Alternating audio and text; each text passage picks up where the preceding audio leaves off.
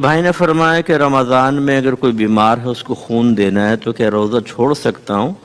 دیکھیں، اگر تو صرف اس کا بچنا، اس کی زندگی آپ کے خون دینے پر موقوف ہے، پھر تو شریعت اس کو فوقیت دے گی کہ جب حق اللہ اور حق العبد جمع ہو جائیں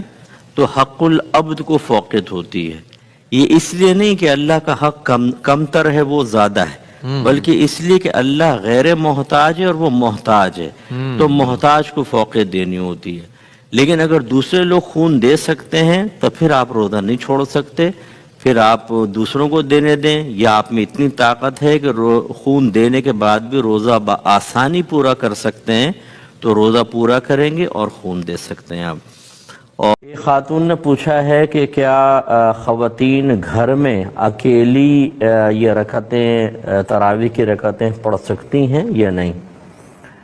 تو بالکل پڑھیں گی، پڑھ سکتی ہیں یا نہیں میں تو ایک لگتا ہے کہ چوائس سے بھی پڑھنا چاہیں یا نہ پڑھنا چاہیں۔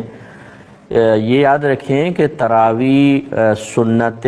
مؤکدہ نماز ہے، اور سنت مؤکدہ اس عمل کو کہتے ہیں کہ جس کا کرنا ضروری ہوتا ہے، یعنی ایک دو بار ترک کیا تو برا کیا، گناہگار نہیں ہوں گے، لیکن عادت بنا لیں، یعنی لگاتار 3 دفعہ ترک کریں تو اب گناہگار بھی ہوں گے۔ اس لیے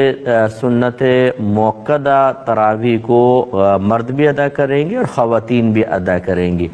خواتین اپنے گھر میں ادا کریں گے، اور یاد رکھیں کہ پورے رمضان کی 30 راتیں یا 29 جتنے بھی ہوں، 20 رکعت تراویح پڑھنا ہر عاقل بالغ مسلمان مرد و عورت کے لیے سنت مؤکدہ ہے۔ مرد مسجد میں جا کر نماز ادا کریں، یہ سنت مؤکدہ علی الکفایہ ہے۔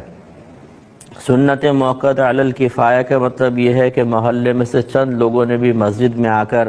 اگر تراویح کو جماعت سے ادا کر دیا تو باقی سے جماعت کا مطالبہ ساقط ہو جائے گا۔ لیکن یہ کہنے کا مقصد نہیں ہے کہ آپ اپنے گھر میں تراویح ادا کریں، اجتماعی طور پہ نماز ادا کریں، یہ افضل ہوتا ہے۔ لیکن بہرحال اگر کوئی سستی کر کے بھی تراویح کی جماعت میں شامل نہیں ہوتا لیکن پوری 20 رکعت تراویح ادا کرتا ہے تو اس کی سنت مؤکدہ ادا ہوگی، اور ترک جماعت کی وجہ سے گناہگار تو نہیں کہیں گے، لیکن بہتر نہیں ہے کہ وہ اس طرح کرے۔ تو خواتین اپنے گھر میں پڑھیں۔ کہ روزہ تو ہم رکھتے ہیں، لیکن بہت سے ایسے ہیں جو اپنے ماں باپ کا دل دکھائے ہوئے ہیں، ماں باپ ان سے بہت زیادہ ناراض ہیں، اور ماؤں کے دلوں سے نہ چاہتے ہوئے بھی ان کے لیے بری باتیں نکلتی ہیں، بد دعائیں نکلتی ہیں۔ ایسے بہت سارے ہیں کہ جو باہر تو حاجی صاحب بہت ہی عزت اور عارضی کے ساتھ میں کتا کمینہ ہوں، لیکن جب گھر میں داخل ہوتے ہیں تو ان سے بڑا فرعون کوئی نہیں ہوتا، بالکل مثل فرعون بن جاتے ہیں، اور وہ بیوی بچوں پر انتہائی ظلم کر رہے ہوتے ہیں۔ تو جیسے علامہ اویس صاحب نے ارشاد فرمایا کہ روزہ صرف یہ نہیں ہے کہ آپ چند چیزوں کو اختیار کرنے کے بعد انہی کو بنیاد بنا کر اپنے لیے ان کو راہ نجات سمجھ لیں، بلکہ یہ بھی دیکھیں کہ آپ غلط کام کیا کر رہے ہیں اور تسلسل سے کر رہے ہیں۔ لوگوں کی وراثتیں، بہنوں کی وراثتیں دبا کر بیٹھے ہوئے ہیں، اور یہاں افطار کروا رہے ہیں پبلک کو، اور واہ واہ سمیٹ رہے ہیں۔ لوگوں کے پیمنٹس دبائی ہوئی ہیں، ادائیگی پہ قدرت کے باوجود ان کو چکر پہ چکر لگواتے ہیں، لیکن ان کو پیمنٹ نہیں دیتے، بالکل۔ اور جھوٹے پلاٹ بیچے ہوئے ہیں، جھوٹی سوسائٹیز کے اندر ان لوگوں کو پھنسایا ہوا ہے بیچاروں کا، ان کی دل آزاریاں کر رہے ہیں آپ، اور اسی طرح قبضے کر کے بیٹھے ہوئے مکانوں اور پلاٹوں کے اوپر، اور آپ پھر مصنوعی سے روزے رکھ کر یا حج کر کے یا عمرے کر کے۔ یعنی ایک شخص نے مجھے بتایا کہ ایک